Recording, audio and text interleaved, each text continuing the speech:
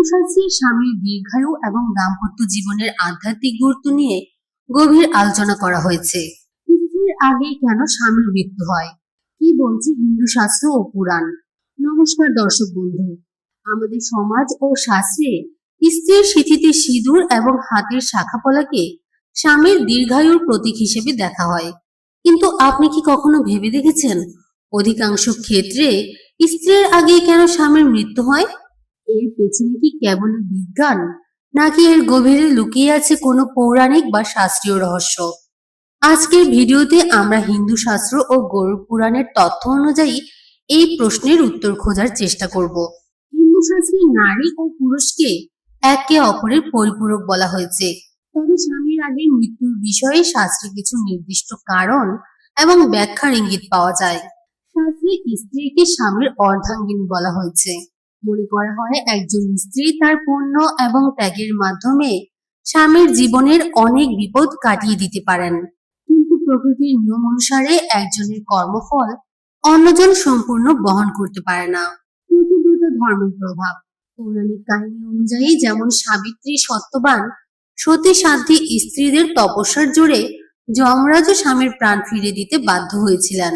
শাস্ত্র বলে যে নারী নিষ্ঠার সাথে ধর্ম পালন করেন তার পুণ্য ফলে স্বামীর আয়ু বৃদ্ধি পায়।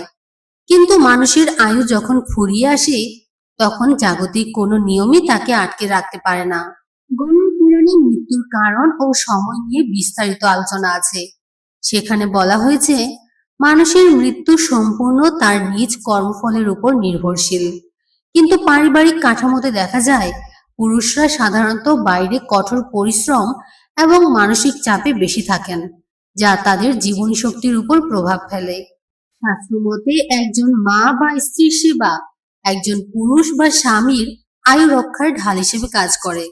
তবে কোনো পুরুষ যদি তার স্ত্রীর প্রতি অন্যায় করেন বা শাস্ত্রীয় বিধান অমান্য করেন তবে তার আয়ু ক্ষয় হয় বলে বর্ণিত হয়েছে। আবার আমাদের শাস্ত্রে সধবা অবস্থায় বা স্বামী জীবিত থাকা অবস্থায় স্ত্রীর মৃত্যু হওয়া পরম সৌভাগ্যের লক্ষণ বলা হয়েছে। এর কারণ হলো শাস্ত্রমতে স্ত্রীর আগে স্বামী মারা গেলে স্ত্রীকে যে বৈধব্য যন্ত্রণা ও সামাজিক প্রতিকূলতার মধ্য দিয়ে যেতে হয় তা অত্যন্ত কষ্টকর। অন্যদিকে স্বামীর আগে স্ত্রীর মৃত্যু হলে মনে করা হয় তিনি তার সৌভাগ্য অক্ষুণ্ণ রেখেই পরলোকে গমন করেছেন। আবার আমাদের ধর্মগ্রন্থ ও জ্যোতিষশাস্ত্র মতে কিছু দোষে মহিলারা তাড়াতাড়ি বিধবা হয়ে যায়। সনাতন হিন্দু শাস্ত্রে বা বিভিন্ন পুরাণ ও জ্যোতিষশাস্ত্রে মানুষের জীবনের উত্থান পতন, সুখ দুঃখ বা ভাগ্যকে সাধারণত তার পূর্বজন্মের কর্মফল এবং গ্রহ নক্ষত্রের অবস্থানের উপর ভিত্তি করে ব্যাখ্যা করা হয়েছে। কোন মহিলার তাড়াতাড়ি বিধবা হওয়ার বিষয়ে শাস্ত্রীয় আলোচনায় মূলত কয়েকটি দিক উঠে আসে। জ্যোতিষশাস্ত্র অনুযায়ী জন্মকুণ্ডলিতে গ্রহের কিছু বিশেষ অবস্থানের কারণে দাম্পত্য জীবনে বিপর্যয় আসতে পারে। যদি কোনো মহিলার কোষ্ঠীতে লগ্ন থেকে প্রথম, চতুর্থ, সপ্তম, অষ্টম বা দ্বাদশ স্থানে মঙ্গল অবস্থান করে তবে তাকে মাঙ্গলিক দোষ বলা হয়। শাস্ত্রমতে এই দোষের সঠিক প্রতিকার না করে বিবাহ করলে জীবন সঙ্গীর উপর সংকট নেমে আসতে পারে। আবার রাহু, কেতু বা শনির মতো গ্রহের প্রভাব থাকলে বৈবাহিক আয়ু কমে যেতে পারে বলে উল্লেখ করা আছে। আমাদের ধর্মের মূল ভিত্তি হলো কর্মফল।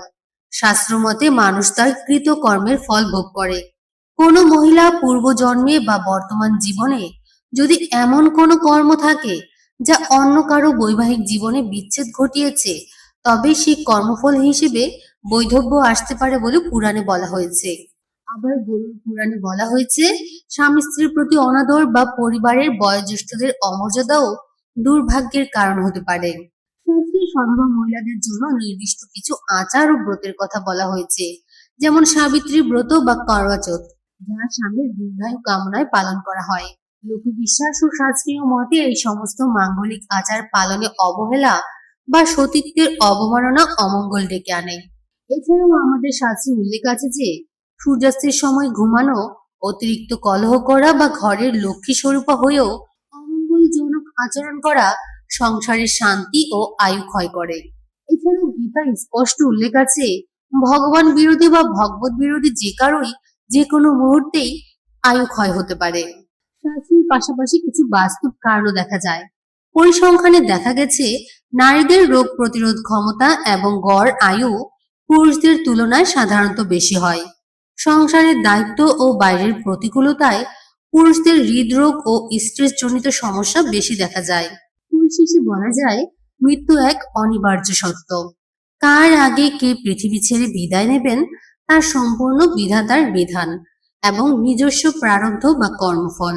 তবে হিন্দু শাস্ত্র আমাদের শেখায় স্বামী স্ত্রীর মধ্যকার ভালোবাসা, শ্রদ্ধা এবং আধ্যাত্মিক বন্ধনই জীবনের শেষ দিন পর্যন্ত একে অপরের শক্তি হয়ে থাকে।